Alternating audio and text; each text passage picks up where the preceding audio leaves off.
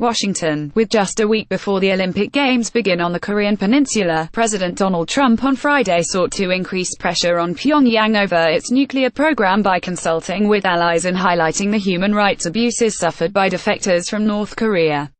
Trump hosted about a half-dozen North Korean defectors in the Oval Office, including Ji Seong-ho, who had used crutches to escape the reclusive country after a train ran over his limbs.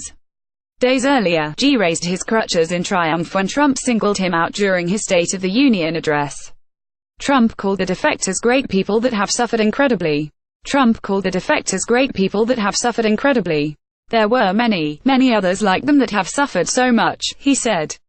Among the others Trump hosted were Hyeonseo Lee, an author who wrote about her escape from North Korea and her life as a fugitive in China, and Hyeonseo Kim, who was imprisoned for 9 years after learning of a friend's affair with Kim Jong-il, the former dictator and father of the nation's current leader.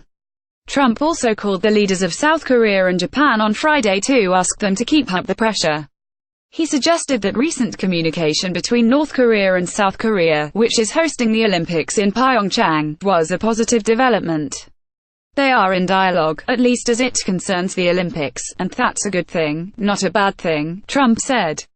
The president avoided some of the inflammatory rhetoric he has used previously on North Korea, including threatening to unleash fire and fury on the rogue nation and dubbing the leader Little Rocket Man. The president avoided some of the inflammatory rhetoric he has used previously on North Korea. Trump has expressed a willingness to deal with rising tensions through diplomacy, but he has said the United States would use military force on North Korea if needed. He declared the standoff with the rogue regime a tricky situation and again blamed previous administrations for letting the crisis linger for decades. "We have no road left, so we'll see what happens," Trump said. "We're going to find out how it goes.